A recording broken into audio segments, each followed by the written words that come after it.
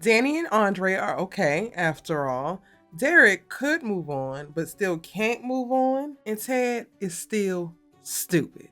What's good, y'all? This is Erica Payne coming to you right here on Erica Payne TV with another Beyond the Gates video. And in this one, I'm breaking down season 1, episode number 171. If you're new here, hit that subscribe button, turn on your bell notifications so you don't miss out on any of my Beyond the Gates content and conversations. And y'all, we're going to go ahead and start off with Andre and Dani and Andre, because we left off yesterday's episode with us thinking Dani had caught him in a lie. The lie that was supposed to be coming around the bend because Andre hasn't been in no photos publicly in a whole year. Bill's private detective figured that out, and they're still looking into Andre, and we thinking that he's on the run for something. We think that he lied about something. Maybe he's impersonating the real Andre Richardson. I don't know. But in the meantime, in between time, I have fallen more deeply in love with the union that is Dani and Andre, and we did not want that to be set asunder. And thank God, Dani didn't actually see nothing in the photo but fear in that man's eyes. She ain't seen nothing in that photo but anxiety. She ain't seen nothing in that photo but unrest. And now that she's fully committed to her husband and falling in love with her husband the way that her husband is falling in love with her, she ain't gonna be able to force him to do this thing that she clearly sees that he don't want to do. And that's it.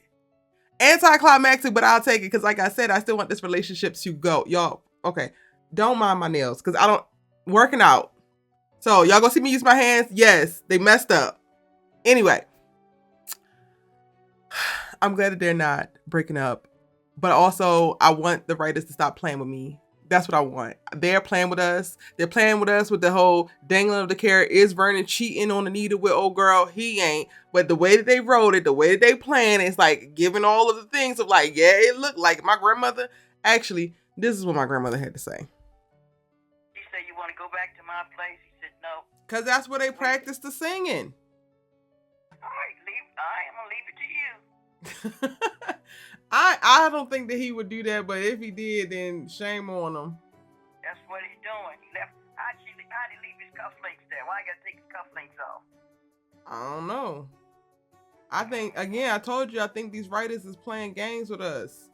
They trying to make us believe one thing and then doing another. Same thing they did with Dani. Dani showed up. We ain't going. I found out something. Oh, no. I just could tell that you scared. Sir, girl, please. What? He is messing around with that. I told you it was that ugly. Grandma. Lord have mercy. You gotta stop calling that lady ugly. She's pretty now. She done got her stuff together. The way she do her face and her mouth. Yeah. Oh, Lordy.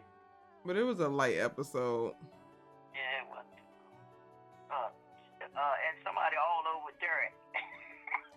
In Ashley house, Grandma, I said, Trollop, if you want to jump his bones, can't you take him to your car outside? What are you doing? Talk about, oh, you still in love with her. Y'all are in her house. Yeah, well, at least he stopped it. Yeah, he said, little simple self stopped it. He should have never started it. Crazy self. Don't make no sense. That was funny. I couldn't believe it. Next thing you know, they just all hot and heavy. I said, Lord, what is this? You got your legs back and now you don't know how to act. Well, he needed something to boost him. Apparently. All he needed was for Ashley to walk in and that would have been it for real.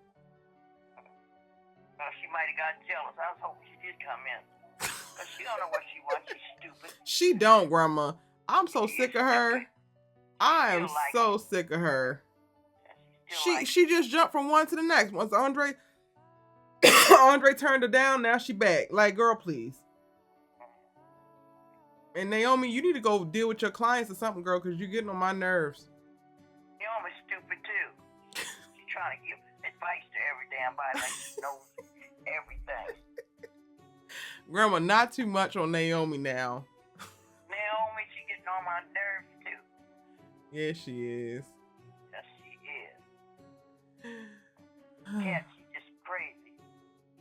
Cat wasn't even. Oh yeah, she did talk to Smitty in this episode, so she was in it. Smitty's the coolest guy in the place. He is. Thank God for Smitty, man. Because some of the rest of these white folks are set tripping for real. He is solid. He keep Martin even kill. He hold Martin feet to the fire when he need to. He forgive Martin when he need to. He be bridging the gap. He the little peacemaker. I'm like, Smitty, please don't leave this man, please. They're crazy. Oh, crazy. Yeah. Oh well, it wasn't too good today. So. It was a little chill episode. Tomorrow probably be better. Oh. Y'all, she is not having it. I personally really still do not believe. I'm going to have to see Vernon hop in the bed with this lady to believe that this is anything more than them learning some little song for him to sing at Winterfest and surprise Anita and blow her away. Vernon is way too, and I just totally jumped over Dani and Andre. I'm going to go back to them. Vernon is way too committed to Anita for that to be the thing. I do think that Vernon has secrets, and I do think that he's going to have things come out the closet, but I don't think at any given point in time that what's going to come out the closet for him will be infidelity. I really don't. It would really shock me. It would really shock me, like shock me to my core. I think that Vernon has definitely done some things and has lived the life, but I don't have him cheating on Anita, and I definitely don't have him cheating on Anita in the present. So even with us seeing him and old girl down there at the Uptown getting spotted by another mutual friend, and then coming home and Anita smelling her on him and having certain questions and him not offering up specific details. That is all just the way the writers wrote it to have us believe that he is actually doing something that he's not doing, and they ain't gonna be able to get me. I'm too laser focused on where I need to be focused, okay? My couple was Dani and Andre, and while we see in this episode that they are fine, it's not this big of a deal. They made it so much like Dani seems so shook.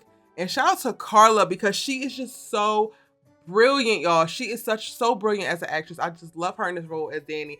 She sells it. Like I just knew we were jumping our asses into the thick of it, and she had peeped something that Andre couldn't hide. I would love for Andre to just come forward with it. And she asked multiple times, like, what is it? She basically has to drag out of him how he actually feels. So we get left with that, and she takes it like, okay, you are uncomfortable. He admits all of this, but he's willing to do it for her. And I'm like, okay, that's one thing. But also, there's still some other things that you got that you're hiding that you can actually tell her. And she says it. We are honest with each other. That's the type of relationship that we have. So whatever it is, you can just go ahead and tell me. And even if it's not tied to this stupid ass shoot or this stupid ass trip, you could tell her, Andre, I would much rather you confess whatever the hell it is that you got hiding in the back pocket of your damn life before Bill finds it and uses it against your ass, and then Dani feels betrayed because they have something so pure, they have something so beautiful, and it's so amazing. I do not want them to lose this. I need them to make it a long time. And shout out to the person who posted a comment on my video yesterday. Well, I guess Dani's gonna be paying Joey after all. And guess not. And I think not. Don't be trying to jump the cart before the horse, Bookie. But we still up in here like swimwear, going very hard. Love it. They locked in. Still, best couple in the whole damn Fairmont Crest. Argue with y'all's mamas about it, because you ain't gonna argue with me. Anywho. The only issue that I have with the whole Dani and Andre conversation in this episode is that I feel like Dani is putting herself in a position to make the same sacrifices that she made with Bill. And I don't want her to regret it the same way that she regrets it now with Bill. Now, again, I don't want them to break up. I don't think that they're going to break up anytime soon. But Andre is pushing himself to do this. And he's like, well, I don't have no riz and I don't have no charisma in front of the camera. And I already know that. And I know that you believe a lot in me and cool. But I just know it. But I'm willing to push through it because Pamela explained this to me, and I want to make sure that you have what you need. I wish that she would have let him. I wish that she would have let him confront his anxiety, confront his fears, confront whatever was holding him back on a mental level to show up and do this for him, because that is exactly what she does for everybody else. She handed over her entire modeling career. She handed over her youth. She handed over so much to be able to invest not only in Bill, but in the family that they said that they were going to make together. And unfortunately, it did not last, and she wound up suffering a little bit because of it. So in this moment, you have a man who's deciding to do for you what you have done for the ones that you have loved in the past, and you won't even let it happen because you're so rushed to sacrifice and show and prove that you love this person. And it's like, Andre don't actually need you to prove it. You don't need to show up in the same way. As you are, flawed and all, is exactly what Andre needs, is exactly what Andre wants, is exactly what Andre is actually falling deeper and deeper in love with. So you bending over backwards and you compromising is, yes, it could be a great trait, but also it robs your partner of the opportunity to show up for you in a sacrificial manner on their end. And then puts you in a position to always be sacrificing. And I don't love that for her. Now, it's not the worst thing ever. It's not terrible for their relationship, but that's just something that I thought of, because I'm like, Dani, let him be who you have been to the people that you love, to you. He wants that. He wants to show that he's worthy. Like, you do not have to bend over backwards to prove that you deserve his love and adoration in his time. I know that you are falling, and I think this is also a telltale sign that she's really falling and she's really in this relationship with Andre, because she is more and more willing to give up life that she's known, give up the spotlight, give up opportunities just to be in this thing with him and to be safe in their little relationship cocoon that they built. And again, it is beautiful, but I do think that she deserves to feel the fruits of a person that you love pushing themselves to be better, or pushing themselves to be open, or pushing themselves to do something they might be uncomfortable with in order for you to get the thing that you want.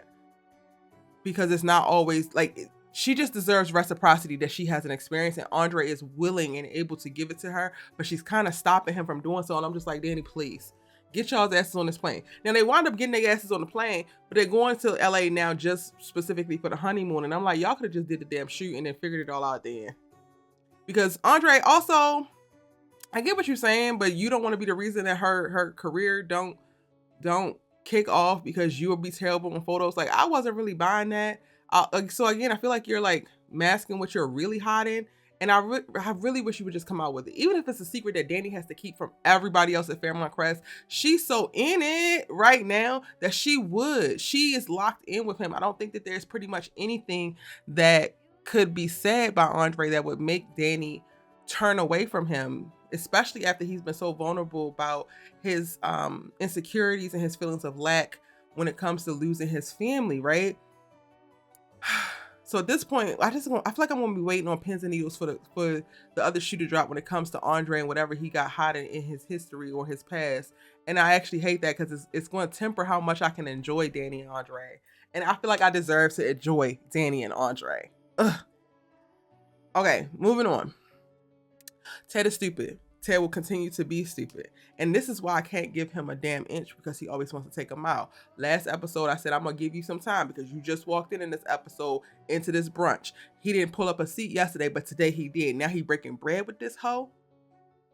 You really meant that you want to be friends with this crazy ass lady who is plotting with your daughter behind your back to get you captured into her damn life. She literally says somebody has to colonize your ass.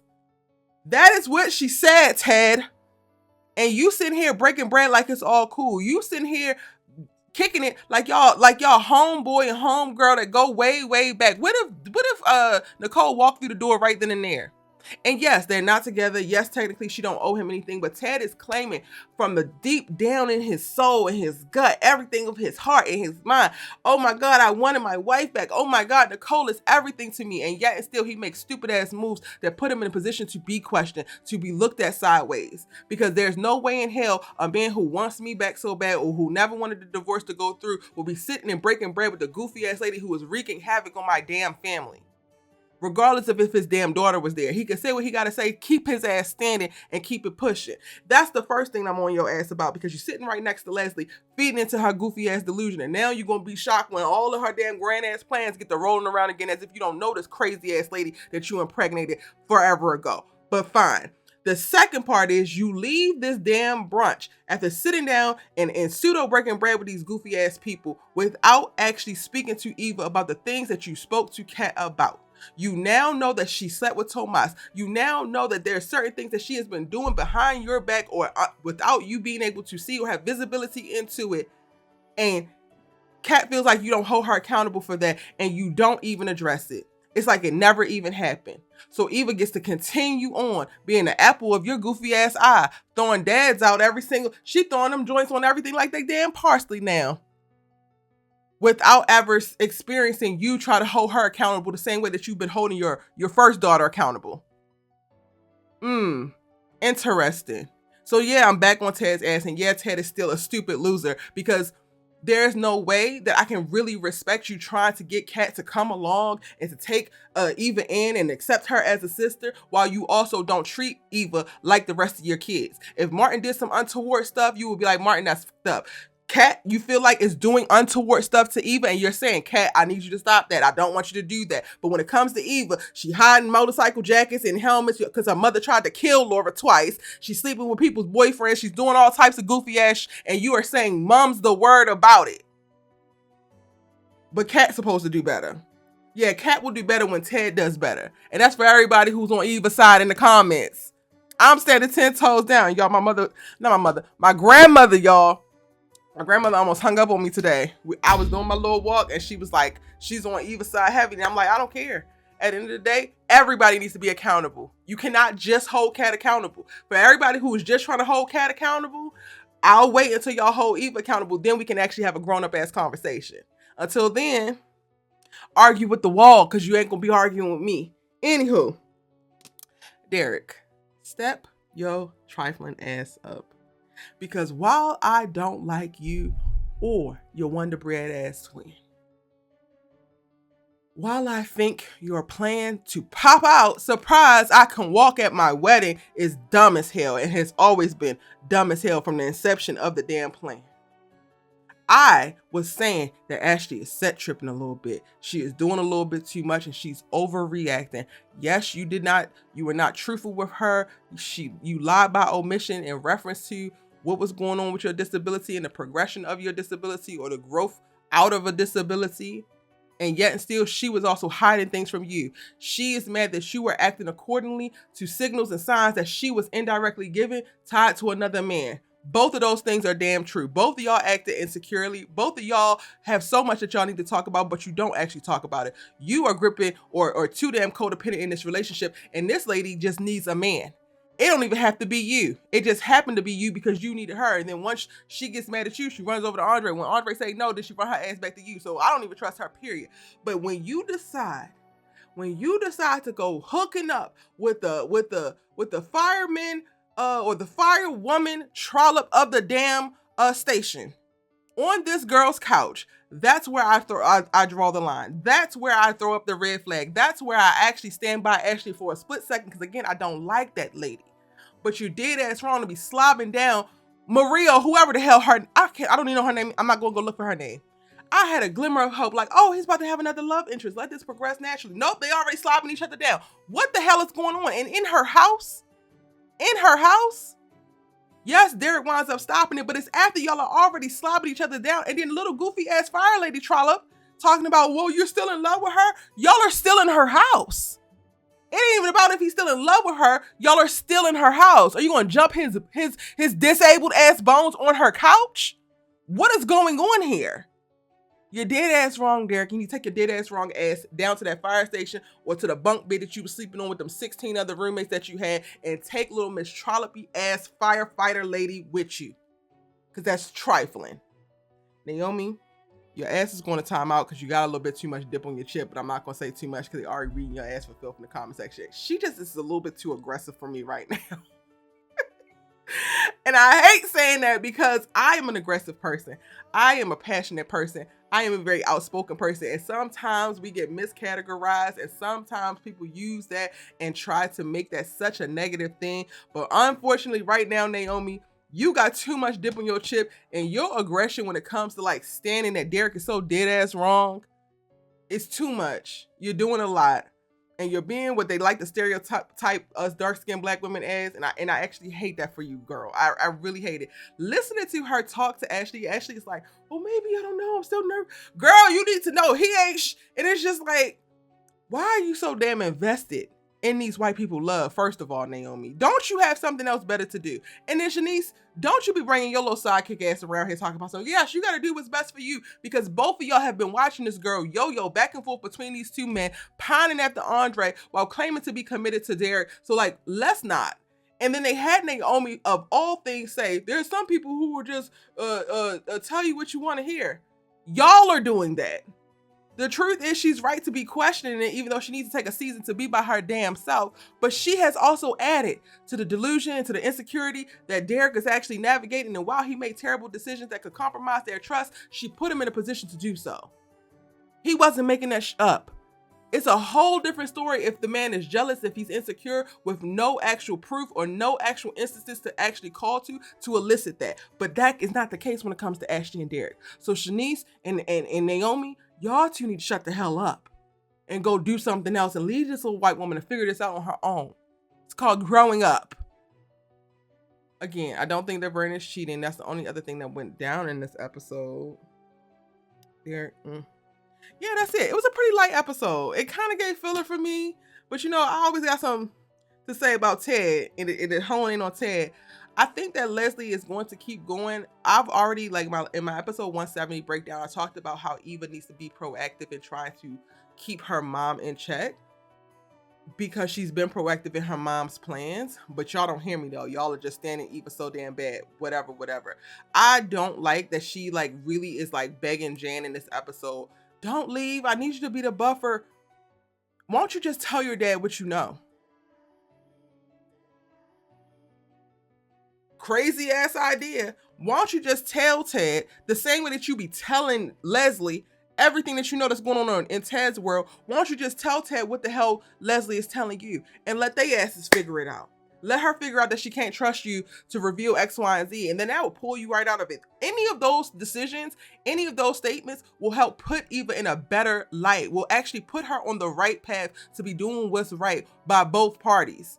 Being honest and being transparent and not holding allegiance mostly to her damn mama and like kind of to her damn daddy because she only wants her daddy to see the best of her, that is still keeping her in a position where Kat is 100% right to keep her at arm's length. She's not safe for the Dupree Richardsons. She's not, because she's too tightly aligned to her mama, and then claiming that she's trying to tell her mama that Ted don't want her, tell her mama that this and this, but she's also not actively preventing things. And then she becomes the bridge so that her mama can enter into different things. Ted is revealing all this stuff and sitting down partially because she's at this table. He wants to be friends with Leslie, but the driving force is that Eva's at this table, and now he's opening up because he's trying to be open with you. So now she knows about Winterfest and she wants to integrate herself into that after you brought her in to be a benefactor for Mr. Linguistics, or whatever the hell his name is. And she could use that for that. You could literally tell Ted, I know that my mom gave this. They had a whole moment of how philanthropic she is and how great she is. Meanwhile, you know the real reason that she did it, and you won't tell Ted that. But you will go and tell your mama that Ted drunk at the damn hotel.